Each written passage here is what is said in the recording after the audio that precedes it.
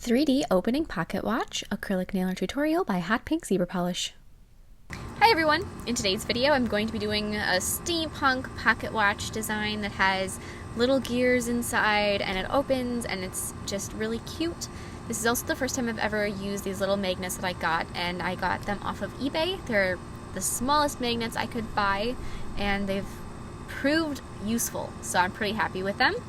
And yeah, I hope you like this design, and don't forget to click subscribe to see my future videos as well.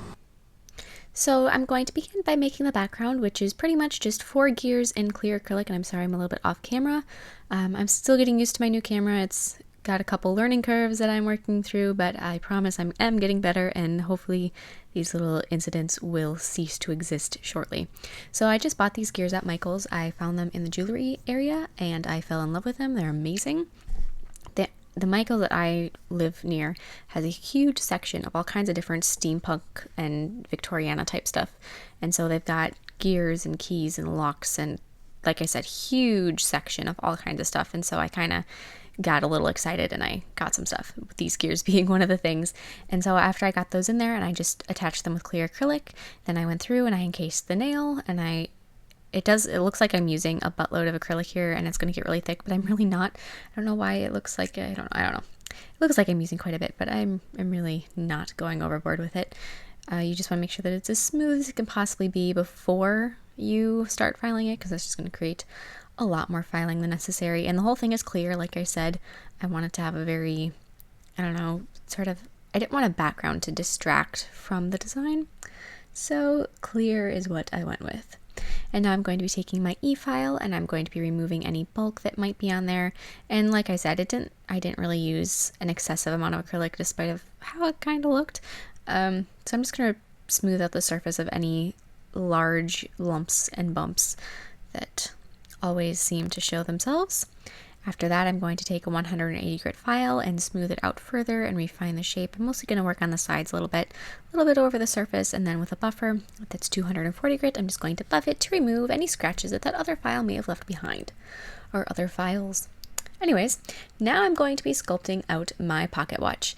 And so the first thing I'm going to do is I'm going to make a base, and with black acrylic, I'm going to start by sculpting a circle, and I began at the top of my circle and did sort of almost half a circle, and then I add a little bit of acrylic for the bottom of the circle, and then I grabbed my hinge, which is a U-shaped piece of wire with a bead strung on it. So it's a single bead and then just a little U-shaped piece of wire that I didn't bend enough the first time, so I had to go and I bent it a little further.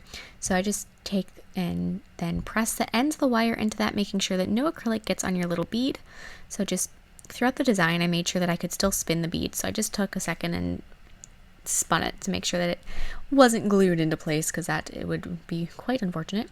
And I'm going to be finishing my circle, and as you can see, I was just testing to make sure that my bead was still going to be spinning, and just filling out my circle. At this point, it doesn't really need to be perfect. You just are using this as a base.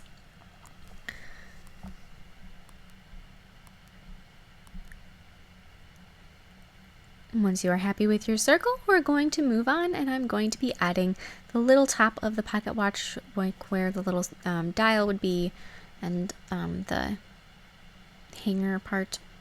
Yeah, Now I'm going to be attaching my magnet, so I put down a tiny little bead of black acrylic, and then I set my magnet on there, and as you can see, this magnet is so small. I got a pack of 200, and it was this, I felt the package in the mail and it didn't weigh anything. I'm thinking, I wonder if they forgot to put them in. And then I opened it up and it's all bubble wrap, and I'm digging through it, and I couldn't find them. Well, they're really tiny, and they were in a nice little Ziploc bag, but they're so small, which is awesome for doing nails. I was so happy with them. They're amazing. Okay, I'm talking over this whole step of the video, but we're going to add a little frame around the circumference of the circle. So just create a ledge going all the way around it, and that's a bit time consuming doing that because you want to make sure it's nice and even and stuff, but just go all the way around it about the same width as your magnet, just so that your magnet doesn't stick out like a sore thumb. So add that little ledge, that's going to be the frame of the pocket watch, and then fill in the center where the actual face will be with white acrylic, and try to keep that a little bit shallower than the edge, so don't make it too thick. And if your white acrylic isn't extremely pigmented and some of the black shows through from beneath it, that's okay, because I'm going to be painting over it anyway.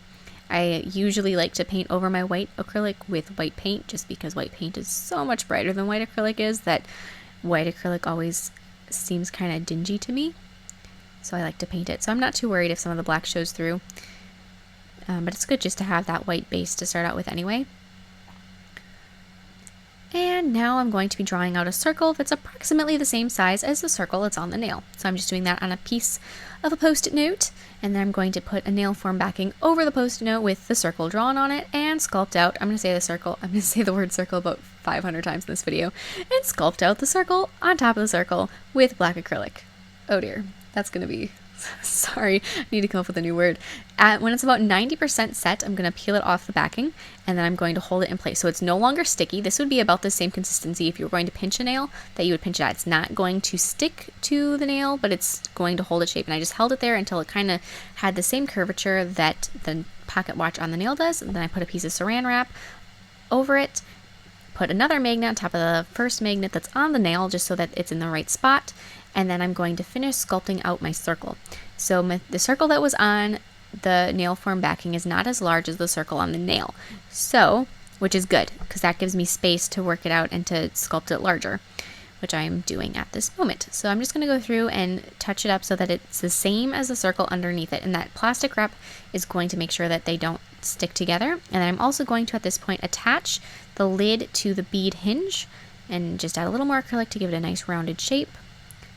Just like that. And I know that it's really hard to see black acrylic in a video to see exactly what's happening, and I tried to do some lighting magic afterwards and it didn't really help so much, so I apologize that you can't really see. But now I'm going to peel off the saran wrap after it's set and then smooth out the interior of the lid just with a little bit more black acrylic, just to make sure that's nice and smooth and doesn't look all funny.